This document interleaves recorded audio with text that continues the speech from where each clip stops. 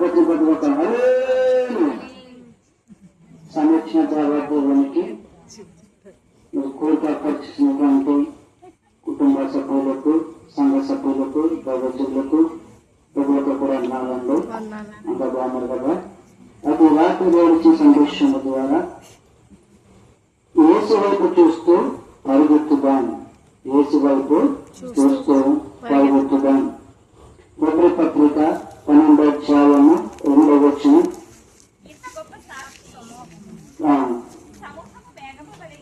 సమూహము మేఘము వలె మనము ఆవరించినందున మనము కూడా ప్రతి భారము శిలువలో చిక్కుపెట్టు పాపము విడిచిపెట్టి విశ్వాసము కర్తలు దాన్ని కొనసాగించేవాడు కొనవని యేసు వైపు చూచుచు మన ఎదుట ఉంచబడిన పందెముతో పరిగెత్తుదాము. ఆయన తన ఎదుట ఉంచబడిన ఆనందము కొరకు అవమానము నిర్లక్ష్యపెట్టి శిలువను సహించి దేవుని సింహాసనం యొక్క కుడిపార్శ్వమున ఆసీనుడై ఉన్నాడు. చిన్న ప్రార్థన అండి. మహోన్నతుడా, సర్వశక్తివంతుడైన ప్రభు, ఈ రాత్రి నాయన ప్రభు నాయన నీలో విశ్వాసం నుంచి పరిగెత్తమంటున్నాం. ఈ రాత్రి ఉన్న సందేశము ద్వారా, మరొక సాక్ష్యము ద్వారా, నా దైవజనులు ప్రభు నాయన సాగుల వారి ద్వారా ఈ రాత్రి ప్రభు నాయన మూడో దర్శనముగా మీరు మాట్లాడి దర్శించి ప్రభు ప్రతి ఒక్కరితో మీరు మాట్లాడమని యేసు నామములో అడుగుతున్నాం తండ్రి, ఆమేన్. సందేశం తండ్రి, యేసు వైపు చూస్తూ పరిగెత్తుదాం. ఎలా పరిగెత్తాలండి? ఇంత గట్టిగా పరిగెత్తింది, చాలా పరిగెత్తింది స్పీడ్గా.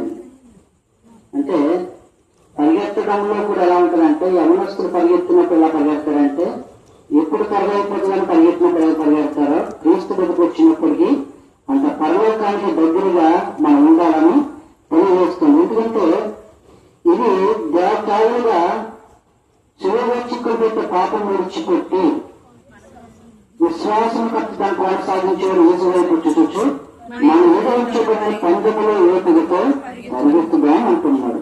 మన ఓపికతో పరిగెత్తాలంటే భూమి మీద ఓపిక ఎక్కడ ఉంటుందని పరిగెత్తడానికి ఎవరికి ఉన్నట్లేదు. ఎందుకంటే దేవుడు వచ్చేటప్పటికంటే ప్రతి ఒక్కరు కూడా ఏముండాలంటే ఓపిక ఉండాలి. ఆ ఓపిక ఎంతమందికి ఉంది చేసి చెప్పండి. రాత్రి ఓపిక ఎంతమందికి ఉంది? ఎవరి దగ్గర ఓపిక లేదు, ఉన్నట్టుగానే ఉంటున్నాం. కానీ దేవుడు అంటున్నాడు, మీరు ఓపికను నేర్చుకునేటట్టుగా పరిగెత్తమంటున్నాడు. ఆ ఓపికతో అనగా ఈ భూమి మీద మాకు ఎంత ఓపిక పడతావో ఆ పతనానికి వెళ్ళేటప్పటికి దేవుడు నీకు స్వచ్ఛమైనటువంటి కిరీటాన్ని ఆశించాడు. ఆయన కుడి భాషను కూర్చుకునే సామర్థ్యాన్ని ఆయన ఇవ్వబోతున్నాడు. ఆయన పక్కన కూర్చోవాలంటే యోగ్యత ఉండాలి. అది నీకైనా, నాకైనా, విశ్వాసికైనా, ప్రజలకైనా, నాయకుడికైనా అది యోగ్యుడికే అది కూర్చోబెట్టుకుంటారు. ఎవరైతే పాపంలో పడిపోతున్న ప్రతి ఒక్కరిని కూడా ఆయన మనము కూడా ప్రతి భారం సుమర్చుకుంటూ పాపం విడిచిపెట్టమంటున్నాడు. చాలా మందిని స్త్రీలను కాదు, పురుషులను కాదు, ప్రతి కుటుంబాన్ని పాపంలో పడేస్తున్నాడు సైతాను బంధకాలు. ఆ పాపమును విడిచిపెట్టడానికి పరిగెత్తమంటున్నాడు. ఎలా పరిగెత్తాలి? విశ్వాసంతో పరిగెత్తాలి, ప్రార్థనతో పరిగెత్తాలి, వాక్య జ్ఞానంతో ప్రతిదినం కూడా చదవాలి. పాపంలో పడుకుని ఉండాలంటే, లేదా నేను చదువుని పడిపోతానంటే అది మీ యొక్క అజ్ఞానం. ఎందుకంటే సైతాన్ కొన్నిసార్లు అనేక రకాలుగా ప్లాన్ చేస్తాడు నేను పడేయడానికి. కానీ వాక్య జ్ఞానం చదివినవాడు లేక ప్రార్థన భక్తి కలిగిన వాడు పడిపోయినట్టనే ఆలోచిస్తారు. ఎందుకు పడిపోయాలి? దేవుని విశ్వాసం పరిగెత్తాలి కదా. ఈ భూమి మీద ఒక్కసారి జీవితం ఇచ్చాడు కదా. ఆ జీవిత విశ్వాస యాత్రలో కూడా పరిగెత్తినప్పుడు నాకు ఒక స్వచ్ఛమైనటువంటి కిరీటాన్ని ఇవ్వడానికి ఆయన బహుమానం ఇవ్వడానికి సిద్ధపడతాడు. అంటే ఆయన కుడిపాసం కూర్చునే భాగ్యాన్ని నాన్నకి ఇవ్వబోతున్నాడు. ఎంతమందికి ఇష్టం పక్కన కూర్చోవాలంటే? ఈ పక్కన మీ అక్క కూర్చుందే, నీకు స్నేహితులు కూర్చున్నారు, నీకు చాలా ఇష్టం. ఓకే, తన దేవుని పక్షాన్ని కూర్చుంటే, ఆయన పక్షాన్ని ఉంటే దేవుడు కూర్చున్న భాగ్యాన్ని ఇస్తున్నాడు రాత్రి. ఎందుకంటే మన యొక్క తొమ్మిది మాట ఏంటంటే ఆయన తన ఎదురించబడిన ఆనందము కొరికిన అవమానమును నిర్లక్ష్యపెట్టి పెట్టి సిలువను సహించి దేవుని సింహాసనం యొక్క కుడిపార్శ్వమున ఆసీనుడై ఉన్నాడట. అంటే నువ్వు అమానములను అన్నిటిని కూడా నిరీక్ష పెట్టి దేవుని ఇచ్చే ఆనందము కొరకు ఆయన పరిగెత్తమంటున్నాడు. ఈ భూమి ఉండగా అన్ని కొన్ని శ్రమలే, నిందలే, అవమానాలే అవన్నీ ఓటుకు తెచ్చుకుని భరించమంటున్నాడు దేవుడు. ఆయన కూడా పరిగెత్తాడండి, భక్తులు కూడా పరిగెత్తాడు విశ్వాసంలో. అలాగే మన ఓపికతో మీరు నేను కూడా ఈ లోకంలో అందరూ కూడా ఓపిక కలిగి ఉండాలి. ప్రతి విశ్వాస అనగా దేవునికి సంబంధించినటువంటి ప్రతి ఒక్క మానవుడు కూడా ఆయన బిడ్డలైన మనము దేవుని వైపు పరిగెత్తాలి. ఎవరైతే పరిగెడతారో యేసు వైపు చూస్తూ మనం ఏం చేయాలట? పరిగెత్తాలంట. ఇప్పుడు నేను పోటీ పెట్టాను, పరిగెడతారు మీరు? పరిగెడతారా? కాళ్ళలాగా ఎత్తున్నాను వైగా త్వరగా ఉంచాను అన్నది ఇప్పుడే గోపుడు లేదు అయిపోయింది. ఎందుకంటే ఒక వాకింగ్ చెప్పని అయిపోయింది. త్వరగా ముగించేస్తారని మీ మనసులో ఉంది, నాకు చెప్పరు మీరు. ఎందుకంటే సమయం అయిపోయింది కనుక త్వరగా ముగించేస్తే ఇప్పటికే అయిపోయింది, మీ సాక్ష్యంలో ముగించేశారు మమ్మల్ని, ఎప్పటికే అయ్యాక అయిపోయింది, మూడుగా వచ్చేదేనా అనుకుంటున్నారు మనసులో. కానీ దేవుడిచ్చే వాక్యము ద్వారా మిమ్మల్ని బలపరచడానికి ఈ రాత్రి సాక్ష్యము ద్వారా అయినా, వాక్యము ద్వారా అయినా, సందేశము ద్వారా అయినా సంఘాన్ని బలపరచాలి, మన హృదయాన్ని బలపరుచుకోవాలి. ఎప్పుడైతే వాక్యము సమయం ఉన్నప్పుడు ఉదయాన్నే ఒళ్ళు తెచ్చి పరిగెత్తారు చూడండి, 6 గంటలకి పరిగెత్తారు. ఉదయం అయితే తెల్లారి, ఇప్పుడు తెల్లారి 5 అని చెప్పి మొత్తం రెడీ చేసుకుంటారు. ఏంటది? క్యారేజీ. ఎందుకంటే పనికి వెళ్ళిపోవాలి, తొందరగా వెళ్ళిపోవాలి, ఎండైనా వానైనా తప్పదు. ఆ ఓపిక తెచ్చుకుంటాం. అలాగే దేవుని దగ్గర కూడా వెళ్ళినప్పటికంట నీ ఓపికతో పరిగెత్తమంటున్నాడు. నీ విశ్వాసాన్ని చూస్తారు, నీ నమ్మకాన్ని చూస్తారు, నువ్వు ఎంతలో విశ్వాసంతో పరిగెడుతున్నావో చూస్తారు, నీ పరిశుద్ధి చూస్తారు. నువ్వు ఎక్కడైతే అవమానాలు పడ్డావో ఆ మానవ మధ్య దేవుడు ఆయన సింహాసనంలో పోతున్నాడు. నీకు నాకు కూడా వెళ్తున్నారు. చేపడుతుంది ఆయన సింహాసనం కూర్చున్న భాగ్యాన్ని ఇస్తున్నాడు. అందరూ ఏం కావాలండి? అయితే 1 Pétరు చూసినట్లయితే అది మూల వాక్యముగా నేను తొందరగా ముగిస్తాను. 1 Pétru 5 చూడండి. ఆయన మిమ్మల్ని చూపించున్నాడు కనుక మీ చింత ఆయన యొక్క నిబ్బరమైన బుద్ధి గల వారు మెలుగుగా ఉండి మీ విరోధైన అపవాది గర్జించే సింహం వలె ఎవరి వెతుకుచూ తిరుగుచున్నాడట. ఎందుకంటే మనమందరం కూడా మిమ్మల్ని గురించి ఏం చేస్తున్నట్టు ఆయన చింతిస్తున్నాడట. చాలా మంది రాత్రి పడుకున్నప్పుడు మా బిడ్డల భవిష్యత్తు అలాగని చింతిస్తున్నారు. నా బిడ్డల భవిష్యత్తు నేను చింతిస్తున్నాను. దేవుడు అంటున్నాడు, మీ చింత యావత్తు నా మీద ఏమంటున్నాడు. సమస్తము కూడా ప్రార్థన ద్వారా నీ చింతలన్నీ తీరబోతున్నాయి. నీ ప్రార్థన ద్వారా నీ విశ్వాసాన్ని బట్టి ఆయన చింతలు తీర్చబోతున్నాడు. అది విశ్వాస లేక దైవజనుడా, గ్రామమా, దేశం అనేటువంటిది కాదు. కానీ దేవుడు ప్రతి ఒక్కరిని కూడా గర్జించి సింహంలో అందరినీ మృంగివేయాలని సైతం ఒక కంకణ పట్టుకున్నాడట. ఎందుకంటే మనం ఎలా ఉండాలి? విశ్వాసంలో పరిగెత్తే వారిని ఉండాలి. ఎందుకంటే మనందరము కూడా ఆయన చింత వేయమంటున్నాడు. మీ భార్యను విడిచిపెడితే స్వేచ్ఛగా పరిగెడతాం. ఏంటంటే మీ భార్యలైనా ఆయన చేస్తే స్వేచ్ఛగా పరిగెట్టవచ్చు. మనం ఆయన భార్య వైపు ఉంటే స్వేచ్ఛగా పరిగెట్టలేం, లేక ఊపిరి తీర్చుకోలేం. అటువంటి స్థితిలో మనకి వెళ్ళిపోతాం. ఇప్పుడు రాత్రి పడుకున్నప్పుడు ప్రభా నా కుటుంబ సమస్యలు, నా యొక్క అనారోగ్య సమస్య, నా పరిస్థితులు, నా యొక్క ఉద్యోగ సమస్య ఇవన్నీ ఉన్నాయి ప్రభా, ఎలా తీర్చగలరు ప్రభా అని చెప్పేప్పుడైతే భారం అంతా కూడా ప్రభు మీద వేస్తారో ఆయన సులువుగా తీర్చేస్తాడు. మీ భారానికి, నీ శరీరానికి, నీ ఆత్మకు, నీ దేహానికి అన్ని విధాలుగా ఆయన ఏమంటాడంటే నీ చింత యావత్తు కూడా ఆయన లేదమంటాడు. ఎప్పుడైతే వేస్తావో నువ్వు పరిగెత్తడానికి ఊపిరి పీల్చుకుని పరిగెడతావు. లేకపోతే పరిగెత్తలేవు, అప్పుడు దాకా పరిగెత్తలేవు. ఎందుకంటే మీరు నేను కూడా ఏం చేయాలి? దేవుని మీద భారం వేయాలి. ఎంతమంది భారం వేస్తున్నారు? రాత్రి పడుకున్నప్పుడు లేక ఉదయం వేసినప్పుడు మీ భారం చాలా ఉంది కుటుంబంలో. ఆ భారం అంతా కూడా వంట చేసే భారం, పని చేసేవాడు పని చేసేయాలి, ఎవరి పని భారం ఉంటుంది. కానీ దేవుడు అంటున్నాడు భూమి మీద ఉన్న అనేక భారాలు మీకు ఉంటాయి, కానీ మీ భారాలన్నింటిలో కూడా నన్ను కూడా ఒకసారి జ్ఞాపకం చేసుకోమంటున్నాడు. ఎందుకంటే ఆయన వైపు మనం తిరిగినప్పుడే ఆయన భారాలు చురుగ్గా ఉంటాయి. ఎందుకంటే కింద నిబ్బరమైన బుద్ధి గల వారు మెరుగుగా ఉండంటున్నాడు. నిబ్బరమైన బుద్ధి ఉండాలట. ఆ బుద్ధి గల వారే మనం మెరుగుగా ఉండాలని దేవుడు కోరుకుంటున్నాడు. ఇంకా విలువైన అపవాది గర్జించు సమయాన్ని ఎవరు మూడుగునని వెలుగుచూ తిరుగుతున్నాడట. ప్రతి ఒక్కరు వెలుగుతున్నాడు. ఎవరు ఎదుగుతున్నా తెలిసే ఫస్ట్ గా యవనస్తులు ఎదుగుతున్నాడు. వారు అనుకుంటున్నారు నేను రహస్యంగా తాగినా పర్లేదు, మా తల్లిదండ్రులు చూసి వచ్చేటి డాక్టర్ పనికి వెళ్తున్నాను కదా అనుకుంటున్నారు. కాదు ఏంటంటే సైతాన్ ఎక్కడ దిగుతున్నాడో తెలియదు, ఆవరిస్తున్నాడు. వారి ప్రమాదంలో వారే పడబోతున్నారు. యవనస్తుల్ని లేక స్త్రీలను లేక పురుషులను గర్జించి సింహం ఎవరి మరుగుదలను ఈ కలవరి కాలమంగా ఆయన చూస్తున్నాడు సైతాన్. కానీ మీరు ఆయన వైపు క్రీస్తు వైపు పరిగెత్తకుండా సైతానికి ఎదురు పెడుతున్నట్లయితే మీ కుటుంబాన్ని పతనం చేయడానికి ఆయన సిద్ధపడుతున్నాడు సైతాన్. అయితే ఇదంతా కూడా ఎందుకంటే ఈ మొదటి తెలుసుకోవాల్సింది ఏంటంటే మీ యొక్క భార్యను గురించి పెట్టిన తర్వాత స్వేచ్ఛగా పరిగెత్తాలని కోరుకుంటున్నాడు ఆయన. రోమపత్రిక 6:12-14 చూసినట్లయితే త్వరగా రోమపత్రిక 6వ అధ్యాయము కాబట్టి శరీర దురాశలకు లోబడినట్లుగా శరీరమందు పాపమును కూడా అంటున్నాడు. ఎందుకంటే శరీర దురాశకు లోబడినట్లుగా సావునకు లోని శరీరమును పాపమునకి అలనైతంగా అంటున్నాడు. అంటే ఈ లోకాశకి మీరు దగ్గర అవ్వకుండా అంటున్నాడు. ఎందుకంటే శరీరాన్ని చంపేది సైతాన్ యొక్క చిత్తం, కానీ ఆత్మను చంపడానికి వారికి ఇష్టం కాదు. ఎందుకంటే దేవుని చిత్తం ఏంటంటే శరీర అవయములు కూడా చనిపోయినవలసిన వాటిగా మనం కూడా ఆయన చిత్తాన్ని నిర్వహించవలసిన వారముగా, అంటే శరీర దురాశలకు లోబడినట్లుగా సావుకు లోని శరీరం అంటే పాపమును యానీతిని అంటున్నాడు. 11వ వచనం అంటాడు, అటువల మీరును మృదులుగాను దేవుని విషయమై సజీవుగాను ఉంచుకోండి అంటున్నాడు.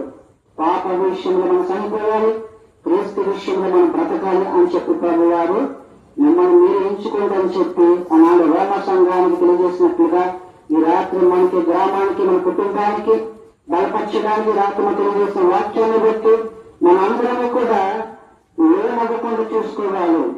పాపానికి లోన్ అవ్వాలని లోన్ అవ్వకూడదా? పక్క వద్ద చెప్పండి నేను లోన్ అవుతున్నా అన్నవారు పక్క వద్ద చెప్పండి నేను లోన్ అన్నవారు చేతులు ఎత్తండి. ఎందుకంటే పాపానికి లోనైన వారు దేవుని సమస్యలన్నీ కూడా తీర్చలేరు. ఎందుకంటే మనం ఈ లోకం ఉన్నంత కాలం కూడా దేవుని మనం ఏం చేయలేక ఆయన పాపము విశ్వాస ప్రయాణాన్ని అడ్డుకుంటుందట. ఏమడ్డుకుంటుందంటే పాపము విశ్వాసం అడగకుండా చేస్తుంది. మనలో పాపం ఉందని తెలుసు కూడా పాపం లేదనుకున్నట్లయితే మన వ్యక్తులం మనం కలుసుకోమంటున్నాడు. క్రీస్తు విషయంలో బ్రతుకుతారా పాప విషయంలో బ్రతుకుతారా అని అడుగుతున్నాడు. మీకేది ఇష్టం? క్రీస్తులో బ్రతకడమే మనందరికి ఇష్టం. అలాగే బ్రతకమంటున్నాడు. ఈ కడవరి కాలం అందు 8 ఒకసారి చూడండి. పాపం నుండి నీతికి దాసులైతే దేవునికి స్తోత్రం. పాపల పండగలు విభజించబడ్డారు. దాని గురించి దేవుడికి సాక్ష్యం తెలియజేస్తున్నట్టు రామచంద్ర ఏంటంటే నీతికి దాసులైతే దేవునికి స్తోత్రం అంటున్నాడు. ఎందుకంటే ఇది వరకు పాపాల్లో జీవించారు. ఆ పాపాన్ని విడిచిపెట్టినందుకు మీకు ధన్యవాదాలు, మీకు వందనాలు. ఎందుకంటే ఇప్పుడు మరలా తిరిగి నీతిగా జీవిస్తున్నారు కనుక మీకు మార్గం వేస్తున్నారు కనుక మీ అందరూ కూడా వందనాలను తెలియజేస్తున్నాడు.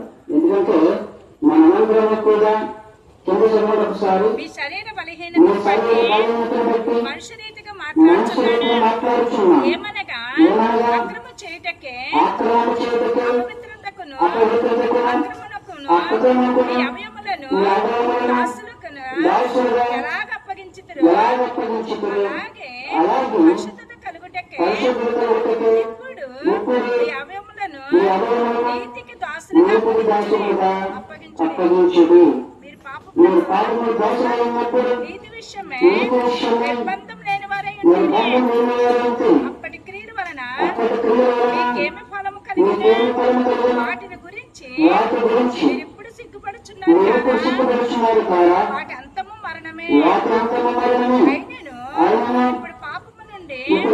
నుండి విమోచింపబడి విమోచింపబడి దేవునికి దాసులైనందున దేవుని దాసులైనందున పరిశుద్ధత కలిగిటయే పరిశుద్ధత కలుగుతాయి ఫలము నీకు ఫలము దాని అంతము నిత్య జీవము. దాని అంతము నిత్య జీవము. ఎందుకంటే పరిశుద్ధంగా ఇదివరకైతే మీరు పాపంలో జీవించి ఎలా పడితే దురాశలో ఎలా పడి జీవించారు, ఇప్పుడైతే మీరు పరిశుద్ధంగా జీవించడానికి ఇష్టపడుతున్నారు కనుక అది నిత్య జీవానికి మీ జీవితం. మీకు నరకమైన జీవితం కావాలా, నిత్య జీవం జీవితం కావాలండి? ఎంత కావాలి చేతి పెట్టండి. నరకం కావాలని చేతి పెట్టండి. నరకం ఎవరికి అవుతుంది? అక్కడ వేతనం ఉంటుంది కనుక. ఎందుకంటే అక్కడ ధనవంతుడిగా జాతన పడ్డాడో మేము కూడా అంత జాతన పడాలండి అయ్యారు అని చెప్పవచ్చు. కానీ దేవుడు అంటున్నాడు ఇక్కడ, ఇప్పుడు మొదటగా మీరు ఎలా పడితే అలా జీవించారు పూర్వం, కానీ ఆ జీవితం విడిచిపెట్టినందుకు పరిశుద్ధత కలుగుతూ జీవించడానికి ఇష్టపడండి అంటున్నాడు ఆయన. రోమా సంఘం తెలిసిన మాట ఏంటంటే పరిశుద్ధతకు మారుమూలం రోమా సంఘం. ఎందుకంటే దేవుడు కూడా పరిశుద్ధంగా జీవించే వారికి నిత్య జీవము ఉండట. ఎందుకంటే సూర్యుడికి తెలియజేస్తున్నానంటే ఇదంతా వివరిస్తే మీకు సమయం సరిపోదు. ఎందుకంటే మనము పరిశుద్ధంగా జీవించడమే దేవునికి ఇష్టం, లేక నిత్య జీవానికి మనం వారసులుగా ఉంటామండి. ఎందుకంటే ఒకవేళ దాన్ని విడిచిపెట్టేవానితో మరణం ఏంటంట, పాపమే మరణం. జీతం దాని కూడా కింద ఉందండి. పాపము వచ్చే జీతము మరణము. అయితే దేవుని కృపావరము మన ప్రభు నిత్య జీవం అంటున్నాడు. మాకు మరణం కావాలా, జీవం కావాలండి? జీవం కావాలి ప్రతి ఒక్కరికి కూడా. ప్రతి యవనస్తులు కూడా పాడకుండా ఉండాలంటే ఉన్నత స్థితి కలిగినంత ఆశపడతారండి చాలా మంది, కానీ పరిశుద్ధంగా జీవించడం ఇష్టపడరు. మార్గాలు మాత్రం సింపుల్గా ఎత్తుకుంటారు, కానీ పరిశుద్ధంగా జీవించడం కష్టం. ఎందుకంటే పరిశుద్ధంగా జీవించేవాడే ఉన్నత స్థాయికి వెళ్తాడు. ఉన్నత స్థాయి కావాలనుకుంటే నిత్య జీవం అనే వారసత్వాన్ని దేవుడు ఇస్తున్నాడు. ఆ నిత్య జీవం అనేటువంటి మన బ్రతకాలంటే నిత్యము కూడా ప్రతి క్షణము కూడా మన జీవితము క్షణ క్షణము ఒక నిమిషము ఒక గడియ కాదు, ప్రతిరోజు కాపాడుకోవాలి. ప్రతిరోజు కాపాడుకోవడం వల్ల ఆ నిత్య జీవానికి దగ్గర అవుతుంది. ఒకవేళ ఒక క్షణంలో కూడా మనము నిర్లక్ష్యం చేసిన పాపానికి మనకు మనం మరణం తెచ్చుకుంటాం. పాపంలో వచ్చే జీతము మరణము. మీకు మరణమైన జీతం కావాలా, నిత్య జీవమైన జీతం కావాలా? ఏమండి, నేను పొద్దున ఒకవేళ మీకు జీతాన్ని ఇస్తాననుకుని వచ్చారనుకోండి, ఎంత ఇస్తానని అడుగుతారు మీరు. వచ్చిన తర్వాత నేను ఒకవేళ సగం దాచిపెట్టి సగం ఇచ్చాననుకో మీరు ఏమంటారు? ఏమండి, ఏంటంటే మనకి రావాల్సినటువంటి జీతాన్ని మీరు ఇస్తానన్నారు, వచ్చాను కదా, మీరు అలా చేస్తున్నారని చెప్పి నన్ను ఏమనుకుంటారు? ఏదో లోపం లేదు అని చెప్పి అనుకుంటారు. అలాగే దేవుడు కూడా ఏ లోపము లేకుండా నిత్య జీవాన్ని ఇవ్వాలని కోరుకుంటున్నాడు. లోపం లేని నిత్య జీవం మనకు కావాలంటే ఈ రాత్రి పరిశుద్ధంగా జీవించడానికి మన కుటుంబము, మన వ్యక్తిత్వము, మన యొక్క హృదయానుసరమైన భక్తి మనం చేసినప్పుడే ఆయన రాజ్యానికి వారసులు ఉంటామని. అంటే పాపాన్ని విశ్వాసాన్ని ప్రమాణాన్ని అడ్డగిస్తుంది. కొన్నిసార్లు అడ్డగించమని చూసుకోమంటున్నాడు. 1 Peter 2:21 2 వాక్యాలు చెప్పి ముగిస్తానండి. ఉదాహరణగా మాత్రం 1 Peter 2:21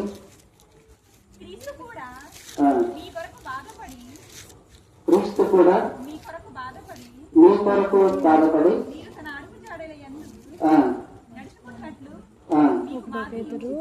మీకు మాదిరి ఉంచిపోయినట్టున్నాడు. అంటే దేవుడు వ్యాపించినట్లయితే ఒకసారి చదవండి. క్రీస్తు కూడా మీ కొరకు బాధపడి మీరు తన అడుగుజాడలు నడుచుకున్నట్లు మాదిరి ఉంచిపోయినట్టున్నాడు. అంటే క్రీస్తు కూడా ఏం చేశాడంటే ఆయన శ్రమ పడ్డాడటండి.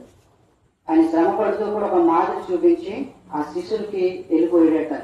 మనకి శ్రమల్లో కూడా ఒక మాదిరి చూపించి వెళ్ళిపోయాడు. ఎందుకంటే ఆయన మాదిరిగా మనం జీవించమని, విశ్వాసంలో ఒక మాదిరికరంగా జీవించాలి. ఇప్పుడు ఒక తండ్రికి ఒక కుమారుడు ఉన్నారనుకోండి, మాదిరిగా జీవించాలనుకుంటాడా లేకపోతే లేదా? అంటే లేకపోతే ఒక తల్లికి ఒక కుమార్తె ఉంది, నాకు ఎవరైనా నడవాలనుకుంటుందా లేదా? అలాగే దేవుడు కూడా ఒక మాదిరికరంగా సంఘాన్ని నడవమంటున్నాడు.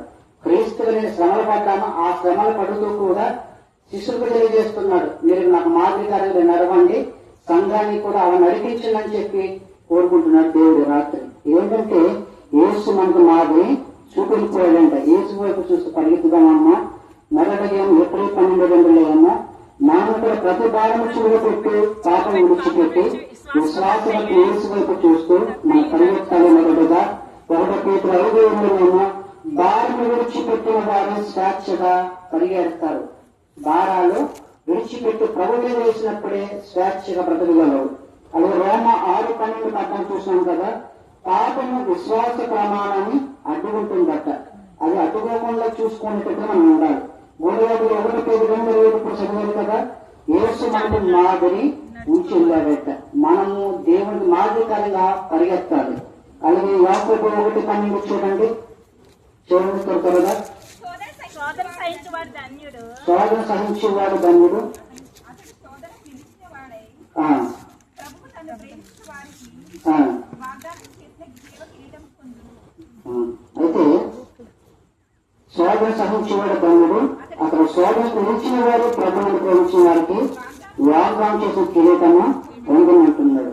శోధన సహించేవాడు ధన్యుడు అంటున్నాడు. అట్టి వాడికి ఏం రాసిందంటండి? జీవ కిరీటం రాసింది. ఆ కిరీటం పొందుకోవడానికి ఇదంతా కూడా మన ప్రయాస పడుతున్నామండి. ఎందుకంటే ఓడిపోతే నిలిచిన వారికి బహుమానం సిద్ధంగా ఉందట. ఎంతమంది బహుమానం కావాలి? చేతులు త్వరగా. బహుమానం కావాలని వారు చేసి పోతున్నప్పుడు అన్నానికి ఏమంటారు? ఏ బహుమానం ఇస్తారంటారు? నేను యేసుప్రభువు ఇస్తాను. ఎందుకంటే ఆయన బహుమానం ఇవ్వాలంటే ఉదాహరణకు ఎన్నోసార్లు తెలియజేశాను, నాకు ఒక బహుమానం ఇస్తాను దేవుడు. ఆ బహుమానం కోసం పరిగెడుతున్నాను. ఆ బహుమానం ఏంటంటే భూమి మీద నేను బ్రతికినంత కాలము ఈ యాత్ర ముగించిన తర్వాత ఏ బహుమానం ఇవ్వబోతున్నాడంటే ఉన్నతమైన కిరీటాన్ని ఆయన ఇవ్వబోతున్నాడు. ఆ కిరీటం కొరకే ప్రతి ఒక్కరు కూడా ప్రయాసపడాలి. ఎందుకంటే ఎన్నో మాట చెప్పాను. యేసయ్య గారు ఆయన చనిపోయే ముందు ఆయన నాకు దర్శనం చూపించేయమన్నాడంటే, నేను పొందుకున్న కిరీటాన్ని, ఇటువంటి కిరీటాన్ని పరిగెత్తి ఆయన కృప ద్వారా పాటలు రాసి ఆయన ద్వారా నేను నడుచుకుంటూ పోయాను. ఇప్పుడు వరకు పరిగెత్తాను, ఆయుష్ అయిపోయింది. ఇక తర్వాత నేను కూడా ఇలాగే ఒక కిరీటాన్ని ఇవ్వబోతున్నాడు అని చెప్పి ఆయన కిరీటం పొందుకుని వెళ్ళిపోతున్నాడు అండి. ఆ కిరీటం నాకు చూపించాడు. ఇదే కిరీటము నీకు ఇవ్వబోతున్నాడు. ఆ కిరీటం కొరకు ప్రయాసపడి ఓపికతో పరిగెత్తన్నాడు. ఎందుకంటే ఓపిక ఉన్నా లేకపోయినా ఎందుకు పరిగెత్తాను చెప్పండి? రాత్రులంతా 4 గంటలు కూర్చొని ఎందుకు ప్రసన్న తయారు చేయాలి? 4 గంటల నుంచి నిద్ర లేకుండా ఓపిక ఎందుకు కూర్చోవాలి? అంటే దేవుడు ఇచ్చినటువంటి సందేశం ద్వారా ప్రజలకు ఏం మాట్లాడాలో సిద్ధపడాలి. ఓ పక్క నుంచి నా మనసును అదుపు చేసుకోవాలి. ఓ పక్క నుంచి నా భారం అంతా కూడా యేసు ప్రభు వారి మీద వెయ్యాలి.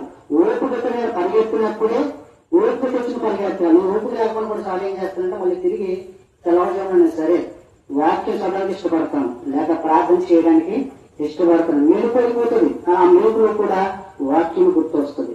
ఆ వాక్యం నడిచినప్పుడు చదివినప్పుడు ఇంకా ఆత్మ బలపడుతుంది.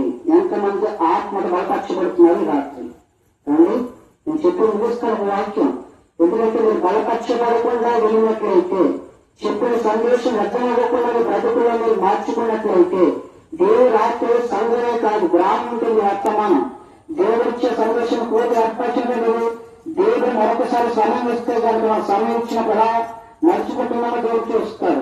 ఆ సమయం ఓపిక కలిగిన మనం దేని కొరకు పరిగెడుతున్నాం?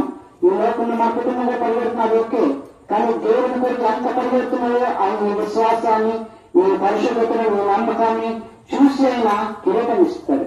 ఉచితంగా ఇచ్చాడు. నీ సహనము, నీ ఓర్పు, నీ పరిశుభ్రత ఇవన్నీ చూసే నీలో ఏమున్నాయో భూమి మీద చూసి నువ్వు యాత్ర ముగించిన తర్వాత ఎలా సహించబడ్డావో శ్రమలు అలా ఎలా ఓర్చుకున్నావు అన్ని చూసైనా నీకు ఈ భూమి మీద యాత్ర పరిశుభ్రంగా జీవించావు, ఆయన తగినట్టుగా జీవించావు. ఆ కిరీటాన్ని అక్కడ ఇవ్వబోతున్నాడండి. ఎందుకంటే దేవుడు ఆయన ఇచ్చే సందేశం ద్వారా నాకు ఇచ్చిన సమయము ముగించామంటే దేవుడు ఇచ్చిన సందేశం ద్వారా మాట్లాడుతున్నాడు ఆత్మ ద్వారా. అయితే నేను చివరి ఒక వాకించి ముగించడానికి ఇష్టపడతాను. 1 కొరింథీ పత్రిక 5:7 మాత్రమే చూడండి. మీరు పులిపించి లేని వారు కనుక 1 కొరింథీ 5:7 అండి. మీరు పులిపించి లేని వారు కనుక అదే ఉందండి. 5:7 వచ్చిన ఉంది. 2 కొరింథీ పత్రిక 5:7 వచ్చిన మాత్రం. ఈ దేహంలో నివసించినంత కాలము ప్రభునకు దూరంగా ఉన్నామని ప్రభుకు దూరం ఉన్నామని ఎరుగుండి ఎల్లప్పుడు ధైర్యకరమైన ఉన్నాము. ఇట్లా ధైర్యం కలిగి దేహం విడిచిపెట్టి నివసించుటకు ప్రభువులకు నివసించుటకు ఇష్టపడుచున్నాము. కావున కావున దేహమందున్నను దేహమందున్నను దేహం విడిచినను దేవుని విడిచినను ఆయనకిష్టలై ఆయన ఉండవలెనని దృష్టిలో ఉండవాలని మిగులు మిమ్మల్ని అపేక్షించున్నాను. ఎందుకనగా ఎందుకనక తాను జరిగించిన క్రియలు తాను చెప్పగా జరిగించిన క్రియలు చెప్పిన మంచివైనను అది సరే మంచిదైనా సరే చెడ్డమైనను చెడ్డదైనా సరే దేహంతో జరిగించి దేవుని జరిగించే వాటి వలన ప్రతివాడును ప్రతివాడును పొందినట్లు పొందినట్లు మనమందరము క్రీస్తు న్యాయపీఠములక ప్రత్యక్షము కావాలని అంటున్నాడు. ఇప్పుడు దైవములు దేవుని విడిచిపెట్టినను ప్రభు మధ్యను నివసించినాను ఇష్టపడుచున్నాము. ఎలా ఇష్టపడాలంటే దేవునికి ఇష్టమైన వారంగా ఉండమంటున్నాడు. ఎందుకంటే ప్రభు యొక్క నివసించి ఇష్టపడుచున్నాం కనుక దేవుని మందిరము దేవుని వచ్చినాను ఆయనకి ఇష్టంగా ఉండాలని ఆపేక్షిస్తున్నాను అంటున్నాడు తెలుగు సంఘానికి. అయ్యా మీరు దేవుని ఉన్నాను విడిచిపెట్టినాను దేవునికి ఇష్టమైన బ్రతకండి. మీరు బ్రతకనంత కాలంలో దేవునికి ఇష్టమైన బ్రతకండి. భూమి మీరు విడిచిపెట్టినా కానీ ఆయన ఆత్మ పర్వతానికి వెళ్ళినప్పుడు కూడా ఆయన ఎదుట తీర్పును మర్చిపోకండి.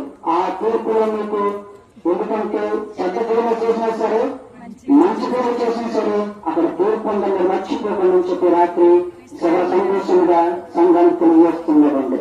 ఎందుకంటే మనందరం కూడా దేవుని విడిచినాను దేవుని ఉన్నప్పటికీ ఎవరికి ఇష్టపడతారండి దేవునికి ఇష్టం సంతోషం ముగిస్తున్నాం. యేసు వైపు చూస్తూ పరిగెత్తుతాం.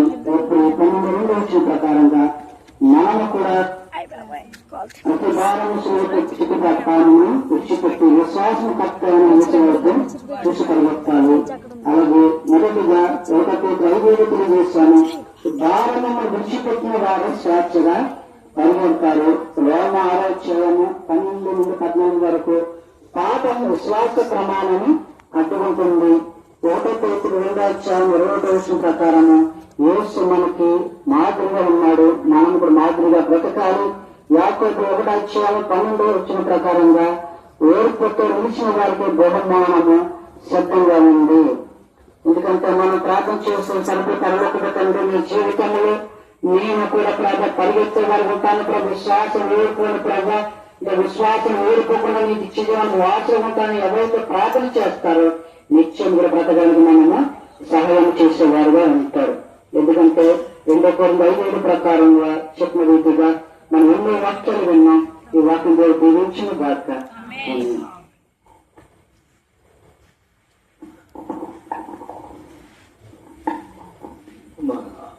తీసుకురండి. ప్రార్థన చేద్దాం సమయంలో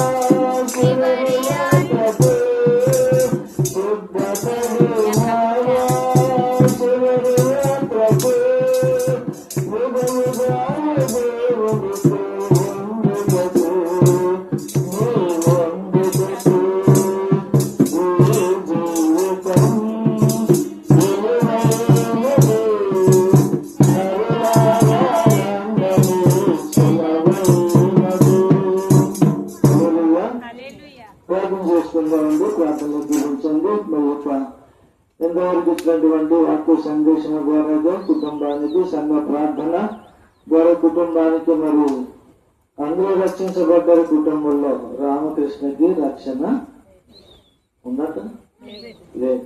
మరి ఆయన కూడా సిద్ధపడాలని తెలియజేస్తూ వారి గురించి కూడా ప్రార్థన చేద్దాం. ప్రార్థించండి, ప్రార్థనలోకి పెంచండి. మహోన్నతుడా, ప్రేమ గల తండ్రి, సర్వాధికారి నీకు వందనాలు. నాది సహోదరి ప్రభా కృపమణి గారి కుటుంబాన్ని జ్ఞాపం చేసుకుంటున్నాం. ఈ లోకము నుండి 2 సంవత్సరాలు గతించి యజమానులు నీ యొక్క విశ్రాంతిలో ప్రవేశింపజేశారు కనుక రాత్రి నా నీతిమంతుడు జ్ఞాపం చేసుకున్నట్టు ఆశీర్వాదకరము, అది సంఘానికి ఆశీర్వాదకరము, అలా కుటుంబానికి ఆశీర్వాదకరము కనుక కూడి వచ్చిన సంఘ బిడ్డలుగా, యవనస్తులుగా, చిన్నలుగా, పెద్దలుగా అందరిని ఆశీర్వదించండి.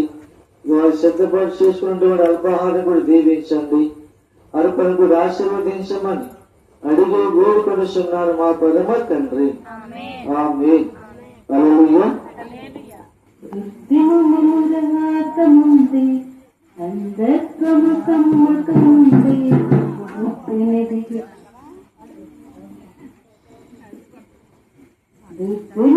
రాకముందే సర్వం కోల్పోకముందే అందత్వం కమ్మకముందే రాకముందే అందత్వం కమ్మకముందే భద్రతకి రాకముందే స్మరించేసుని సమయమున స్మరించు రక్షకుని అనుకూల సమయమున చేర్చుకోయేసుని ఆలస్యం చేయక స్మరించు రక్షకుని అనుకూల సమయమున చేర్చుకోయేసుని ఆలస్యము చేయక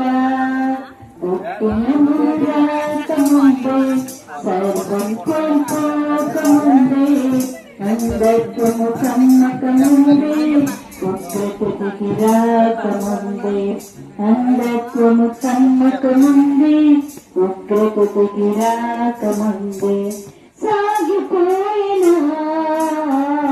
నీడ వంటి జీవితం అల్పమైనది, నీటి బుడిగ వంటిది.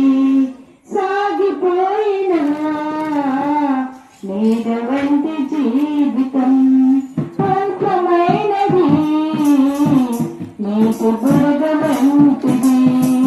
తెరిచి ఉంది తీర్పు ద్వారం మార్పులేని వారి కోసం. తెరిచి ఉంది తీర్పు ద్వారం మార్పులేని వారి కోసం. పాతాళ వేదనలు తప్పించుకునలేము, ఆఘోర బాధలు వర్ణింపుజాలము. పాతాళ వేదనలు తప్పించుకునలేము, ఆఘోర బాధలు వర్ణింపుజాలము.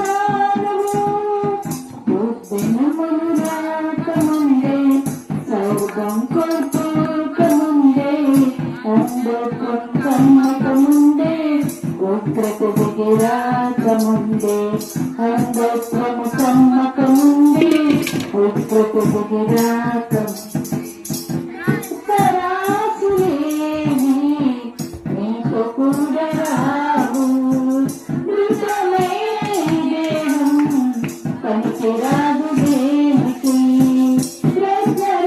రజరాసులేవి నీకు కూడా రావు మృతమైన దేహం పనికిరాదు దేనికి.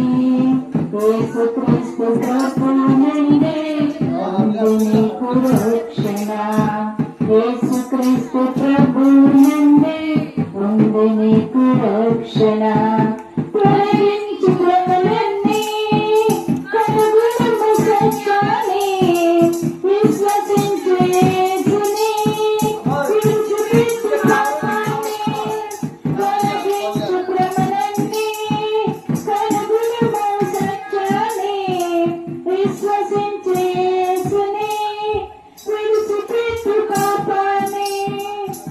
దినములు రాకముందే సర్వం కోల్పోకముందే అందత్వం కమ్మకముందే ఉగ్రతకి రాకముందే అందత్వము కమ్మకముందే ఉగ్రతకి రాకముందే స్మరించు సమయమునా చేసుకోయేసుని ఆలస్యం చేయక స్మరించు రక్షకుని అనుకూల సమయమునా చేసుకోయేసుని ఆలస్యం చేయక భూషణములు రాకముందే సర్వం కోల్పోకముందే అందత్వం కమ్మకముందే ఉత్పత్తి రాకముందే అందత్వం కమ్మకముందే ఉత్పత్తి